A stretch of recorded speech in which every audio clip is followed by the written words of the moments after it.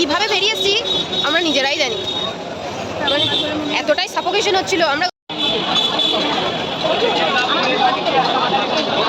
পুরো হারিয়ে গেছি আর রাস্তা খুঁজে পাচ্ছি না।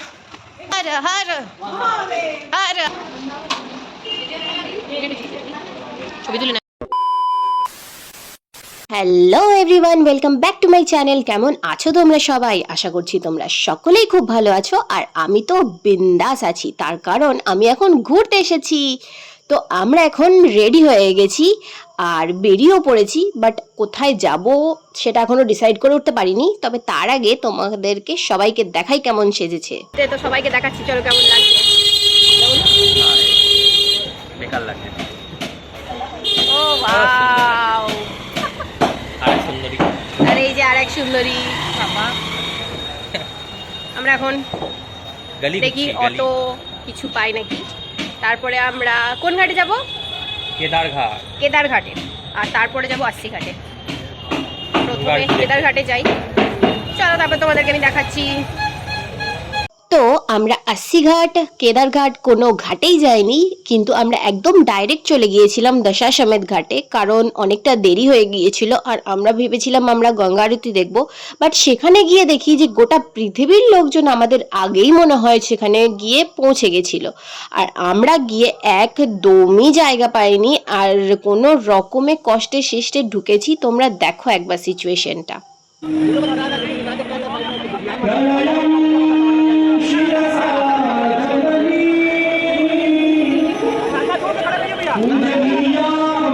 এমনই একটা সিচুয়েশন হয়ে গিয়েছিল যে না আমরা সেখান থেকে এগিয়ে যেতে পারছিলাম না, আমরা সেখানে পিছিয়ে আসতে পারছিলাম না, সেখান থেকে আমরা বেরিয়ে যেতে পারছিলাম।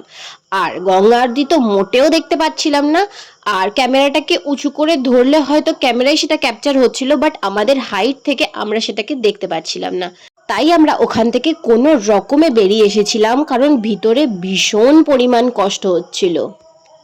পুরো আমাদের বিধ্বস্ত অবস্থা। আমরা ঢুকেছিলাম দশাশ্বমেধ ঘাটে আরতি দেখবো বলে, কি যে কোনো রকমে বেরিয়ে এসেছি। ক্রাউড বিশাল, আজকে ইন্ডিপেন্ডেন্স ডে বলে জানি না এতটাই ক্রাউড যে, হ্যাঁ শ্রাবণ মাস, আবার আজকে ইন্ডিপেন্ডেন্স ডে, ভীষণ ভিড় ভীষণ ভিড়। মানে আমরা দশাশ্বমেধ ঘাট থেকে যে কীভাবে বেরিয়েছি আমরা নিজেরাই জানি, মানে এতটাই সাফোকেশন হচ্ছিল, আমরা গঙ্গা আরতিও দেখতে পাইনি, পুরো বেরিয়ে এসেছি। এখন কী করবো জানি না, এখন এখান থেকে কোথায় যাবো, দেখা যাক কোথায় যাই। এখন ক্রাউডটা দেখাচ্ছি।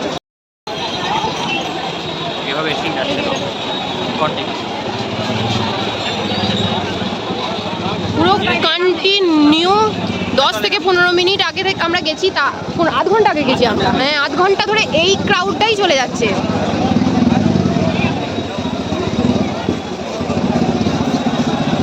তো যাই হোক, আমরা ওখান থেকে বেরিয়ে একদম ডাইরেক্ট চলে গিয়েছিলাম কাশীর চাট ভান্ডারে। আর বেনারসে কিন্তু এই চাট ভান্ডারটা খুবই ফেমাস একটা চাট ভান্ডার। তো আমরা সেখানে গিয়েও খানিকক্ষণ লাইন দিতে হয়েছিল আমাদের। তারপরে আমরা কিন্তু নিয়ে নিয়েছিলাম দুটো চাট, যার মধ্যে একটা ছিল হচ্ছে পাপড়ি চাট আর একটা আমরা নিয়ে নিয়েছিলাম হচ্ছে টমেটো চাট। আমার কিন্তু দুটোই খুবই টেস্টি লেগেছিল। অনেকে দেখেছি অনেকে রিভিউ দেয় যে না একদম টেস্টলেস, অতটাও টেস্ট না, যেরকম পরিমাণ সবাই বলে অতটা টেস্ট না, কিন্তু আমি আমার বেস্ট রিভিউ দেবো যে ভীষণ ভীষণ ভীষণ টেস্টি ছিল। আর সেখান থেকে আমরা তারপরে আর একটা করে নিয়েছিলাম রিক্সা, আর সেই রিক্সাতে করে আমরা কিন্তু এখন যাব হচ্ছে কাল ভৈরবের মন্দিরে। আর এই রিক্সাটা কিন্তু একদম অন্যরকম, একটা সামনে দিকে দুজনের বসার, আবার উল্টো দিক দিয়ে দুজনের বসার মতো জায়গা ছিল। এইরকম রিক্সা কিন্তু আমি সচরাচর দেখিনি, মানে একটা সামনের দিকে বসার আবার উল্টো দিকে বসার এরকম রিক্সা আমি আগে কখনো দেখিনি। আমার দেখে বেশ ভালো লাগলো জিনিসটা, বেশ নতুনত্ব একটা ব্যাপার, দারুণ লাগলো ব্যাপারটা। তো চলো আমরা এখন যাব, আমাদেরকে মেন রোডে নামিয়ে দিয়েছে। আর কালভৈরবের মন্দিরটা ছিল একটু গলির ভিতরে। তো আমরা এখন হেঁটে হেঁটে যাচ্ছি, গিয়ে মনে হয় ওখানে আমাদেরকে আবারও লাইন দিতে হবে। তো এই যে দেখো আমরা লাইনে দাঁড়িয়ে পড়েছি, মোটামুটি লাইন রয়েছে, খুব একটা বেশি কিন্তু নেই। এই তুই কেন লাগাসনি?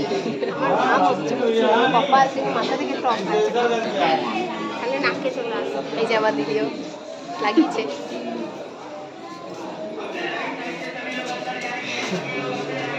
इधर जाइए। আচ্ছা, তোমাদেরকে বলি, কাল ভৈরবকে কাশীর কোতোয়াল অর্থাৎ কাশীর রক্ষাকর্তা বলা হয়। ভগবান শিবেরই একটি উগ্র রূপ হলেন কাল ভৈরব। কাল শব্দের অর্থ সময় বা মৃত্যু, আর ভৈরব বলতে এমন এক শক্তিকে বোঝায় যে অন্যায়ের বিনাশ করেন। হিন্দু ধর্মীয় বিশ্বাস অনুযায়ী কাল ভৈরব কাশীধামকে রক্ষা করেন এবং কাশীতে আগত ভক্তদের তার আশীর্বাদ দেন। একটি প্রচলিত বিশ্বাস আছে যে কাশীতে এসে কাল ভৈরবের দর্শন না করলে কাশী যাত্রা কিন্তু সম্পূর্ণ হয় না। তাই কাশীতে এসে বিশ্বনাথের দর্শনের পাশাপাশি কাল ভৈরবের দর্শন করাটাও কিন্তু খুব গুরুত্বপূর্ণ। তো যাই হোক, আমরা দর্শন করে নিয়েছি আর আমাদের দর্শন কিন্তু খুব ভালোভাবে হয়ে গেছিল।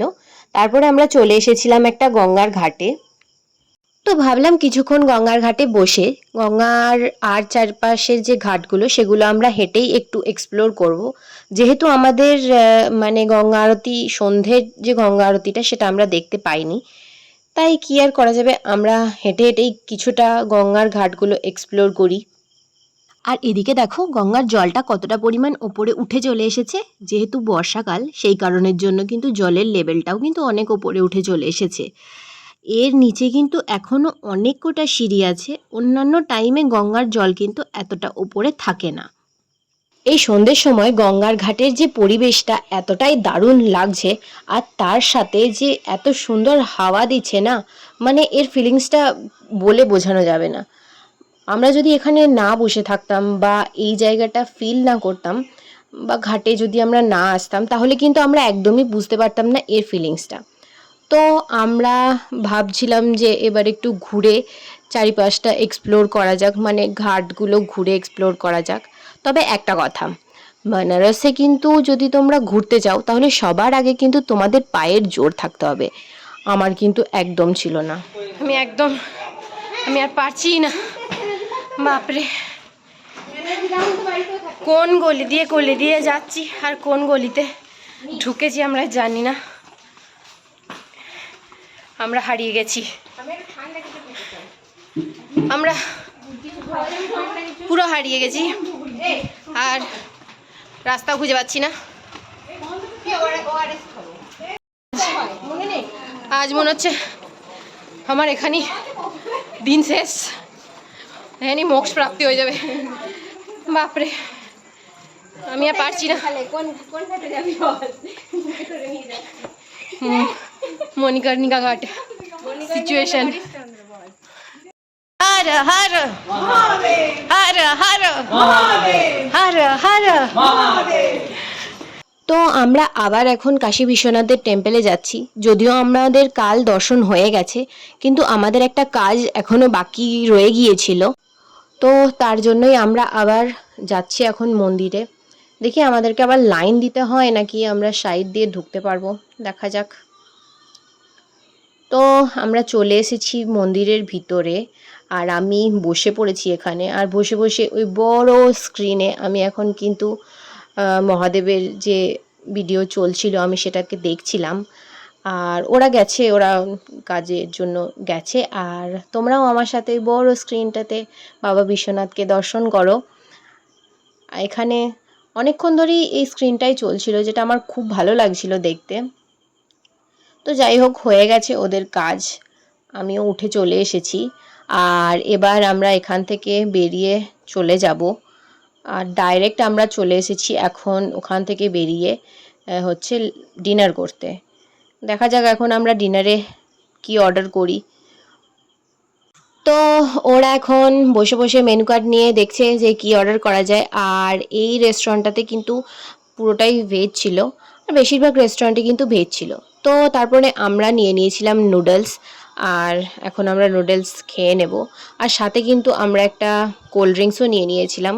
তো চলো আমি এখন খেয়ে নিই, আর খেয়ে টেস্ট করে বলছি কেমন লাগছে। ভালোই হয়েছিল খেতে। যাচ্ছি অনেক কষ্টে আমরা এখন বাড়ি। পুরো অন্ধকার হয়ে গেছে, এখন বাজছে 12:30। এখন আমরা কোথায় যাচ্ছি? বাড়ি যাচ্ছি বললাম, রুমে যাচ্ছি, মানে হোটেল, বাড়ি যাচ্ছি না। আর পারছি না, মানে হাঁটতে আমি আর পারছি না। এদিকে আমার দিদি আর সামনে যাচ্ছে ওরা হেঁটে। ও বারবার ভুলে যাচ্ছে ওই রাস্তাটা। তো আমি চলে এসেছি এখন রুমে, আর এসে আমি চেঞ্জ করে নিয়েছি, আর এখন আমার মুখের মেকআপটা তুলতে হবে, কানেরগুলোও খুলতে পারিনি। তো আজকের মতো এখানেই ভিডিওটা শেষ করছি, দেখা হচ্ছে পরবর্তী ভিডিওতে। তোমাদের যদি আমার ভিডিওটা ভালো লেগে থাকে তাহলে আমার চ্যানেলটাকে সাবস্ক্রাইব করে দিও, আর আমার ভিডিওতে ছোট্ট করে একটা লাইক কমেন্ট শেয়ার করে দিও। টাটা।